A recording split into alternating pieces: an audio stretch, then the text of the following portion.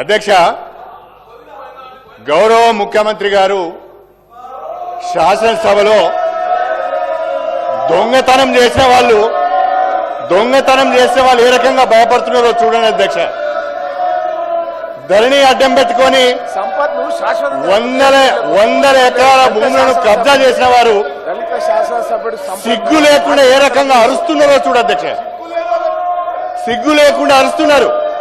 గౌరవ ముఖ్యమంత్రి గారు నిండు సభలో బాలానగర్ లో కంపెనీ యజమానులను బెదిరించి ధరణిని అడ్డం పెట్టుకొని వందల ఎకరాల భూములను అధికారాన్ని అడ్డం పెట్టుకొని సొంతం చేసుకున్నారు.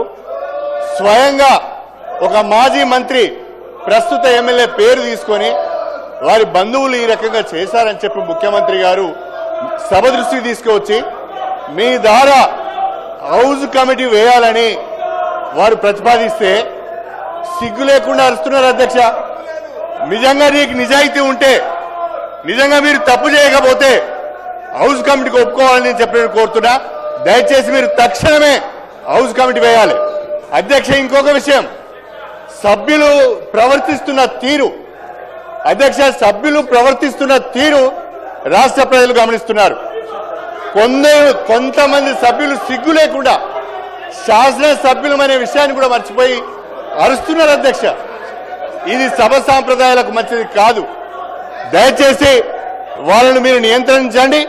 అదేవిధంగా ముఖ్యమంత్రి గారు కోరిన విధంగా హౌస్ కమిటీకి మీరు అనుమతి ఇవ్వాలని చెప్పి మిమ్మల్ని అభ్యర్థిస్తున్నారు అధ్యక్ష.